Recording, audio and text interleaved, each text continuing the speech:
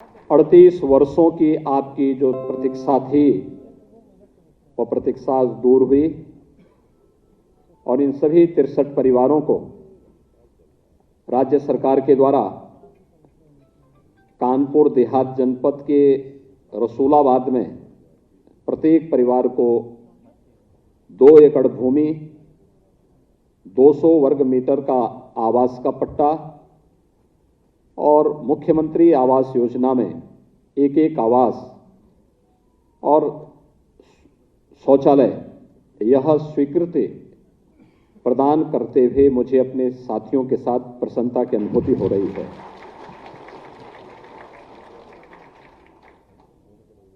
उन्नीस 1970 में ये सभी परिवार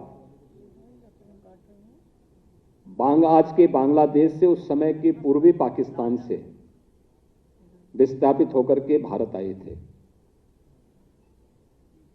हस्तिनापुर में एक सूत मिल में इन्हें नौकरी दी गई।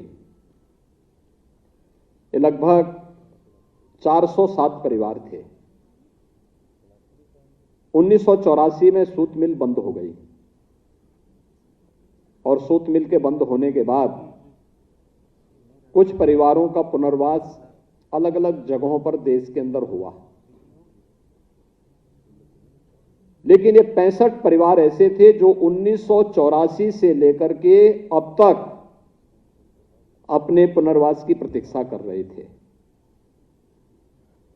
और प्रतीक्षा करते करते इन 38 वर्षों में न जाने कितने लोग चले गए। 2 परिवार तो पूरा ही समाप्त हो गए थे और 63 परिवार बचे थे। हम लोगों ने जब प्रधानमंत्री मोदी जी ने पाकिस्तान, बांग्लादेश, अफगानिस्तान से आए हुए उन देशों के अल्पसंख्यक समुदाय के लोगों को भारत के अंदर नागरिकता देने और उनके पुनर्वास के कार्यक्रम का एक एक्ट पास किया, तो हम लोगों ने प्रदेश के अंदर पूरे पुराने कागज ढूंढने शुरू किए कि आखिर कौन ऐसे परिवार हैं जिन लोगों के बारे में इस कार्यक्रम को यूपी के अंदर आगे बढ़ाया जा सकता है। और तब हमारे सामने आए तो 1970 में आए हुए इन परिवारों की स्थिति अत्यंत बदहाल है। खानाबदोश की तरह लोग जीवन यापन कर रहे हैं और फिर इस प्रक्रिया को हम लोगों ने उस समय आगे बढ़ाया था।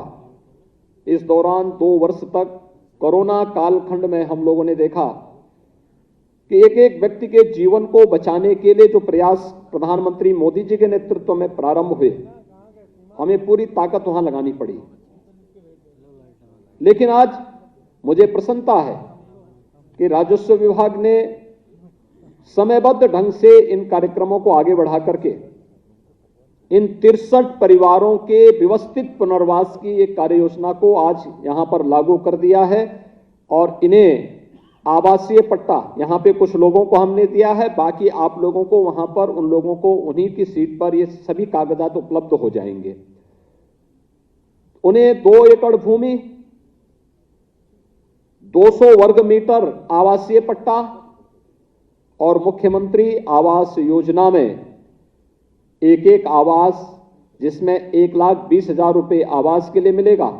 मनरेगा से भूमि के समतलीकरण और उसको उपजाऊ भूमि बनाने में योगदान देने के लिए सहयोग भी दिया जाएगा और साथ साथ एक शौचालय का निर्माण भी उनके घर में उपलब्ध करवाने की कार्रवाई भी इसके साथ जोड़ करके की जाएगी। ये पूरा कार्यक्रम आज आप लोगों के लिए यहां पर आयोजित किया गया है। मैं इसके लिए आप सबको हृदय से बधाई देता हूं और अपनी सरकार की ओर से आप सभी के प्रति अपनी शुभकामनाएं भी देता हूं। आज का दिन एक बहुत महत्वपूर्ण दिन इसलिए भी हमारे लिए है क्योंकि जिन लोगों को उस देश में जहां की वे मूल निवासी थे वहां शरण नहीं मिल पाई, वहां प्रताड़ित हुए, पीड़ित हुए, आजादी के बाद भी उन्हें उस दंश को झेलना पड़ा था उस देश के अंदर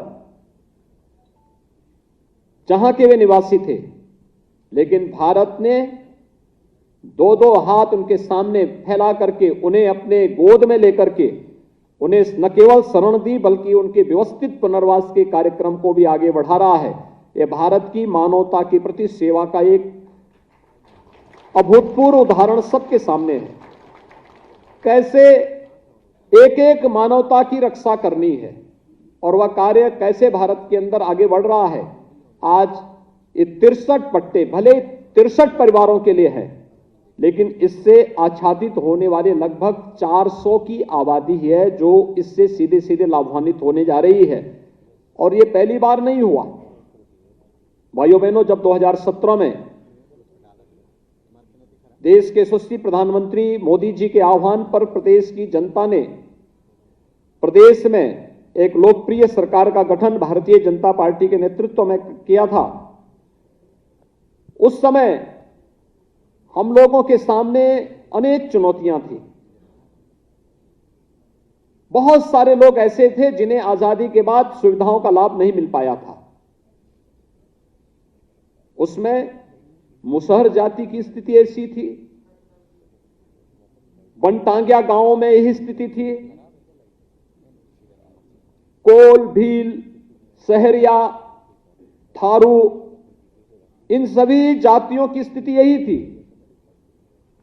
लेकिन सरकार की दृढ़ इच्छा शक्ति किस मजबूती से कार्य की, आज मुझे बताते हुए प्रसन्नता है कि हम लोगों ने सफलतापूर्वक ऐसे परिवारों को मैपिंग किया, उनको चिन्हित किया और फिर उन्हें आवासीय पट्टा उपलब्ध करवाने, उन्हें प्रधानमंत्री आवास योजना या जहां प्रधानमंत्री आवास योजना नहीं दी जा सकती थी वहां मुख्यमंत्री आवास योजना का लाभ उन्हें उपलब्ध करवाने का कार्य किया।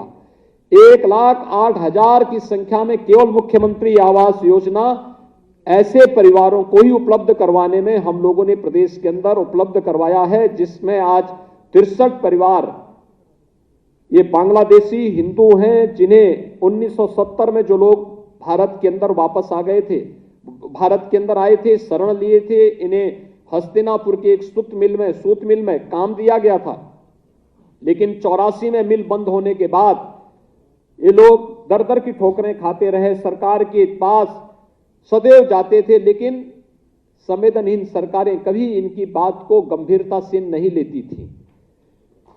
आप अनुमान लगा सकते हैं, जो गरीबों की बात करते थे, आखिर इन गरीबों की पीड़ा उनकी कानों तक क्यों नहीं पहुंच पा रही थी? क्यों नहीं मुसहर जाति के लोगों ने उन्होंने कभी कोई कार्रवाई को आगे बढ़ाया? बनटांगिया गांव के लोग अनाथ क्यों बन गए थे? थारू है, कोल है, अन्य जो जातियां थी, इनके बारे में वे संवेदनहीन क्यों बनी रही? लेकिन सरकार जब 2017 में आई, मेरे सभी सहयोगियों ने मिलकर के जो अभियान प्रारंभ किया, आज हम बनटांगिया के 38 गांवों को राजस्व गांव में बदल करके पहली बार विधानसभा चुनाव में, आजादी के बाद के किसी चुनाव में, उन लोगों ने अपने मताधिकार का प्रयोग भी किया। आजादी के बाद 70 वर्षों में उनका एक भी पक्का मकान नहीं बन पाया था। आज हर एक के पास पक्के मकान हैं। और मैं राजस्व और ग्राम्य विकास विभाग और पंचायती राज विभाग से कहूंगा, जो 63 परिवारों को आवासीय पट्टे दिए गए हैं, इसको एक कॉलोनी के रूप में बनाने की व्यवस्था करें। व्यवस्थित रूप से एक आदर्श गांव के रूप में हम उसे बना सके, एक स्मार्ट विलेज के रूप में हम उसे स्थापित कर सके। हमारी एक कार्य योजना वहां होनी चाहिए, क्योंकि नया गांव बसना है, नए तरीके से बसना है। उसकी प्लानिंग, इनके लिए सभी प्रकार की सुविधाएं हो, स्कूल बने, हॉस्पिटल भी बने, पेयजल की सुविधा भी हो, फिर वहां पर सामुदायिक भवन भी हो, और एक सिस्टम के साथ जुड़ करके इनके व्यवस्थित रोजगार के साथ भी इन्हें जोड़ने की कार्रवाई को हमें आगे बढ़ाना चाहिए।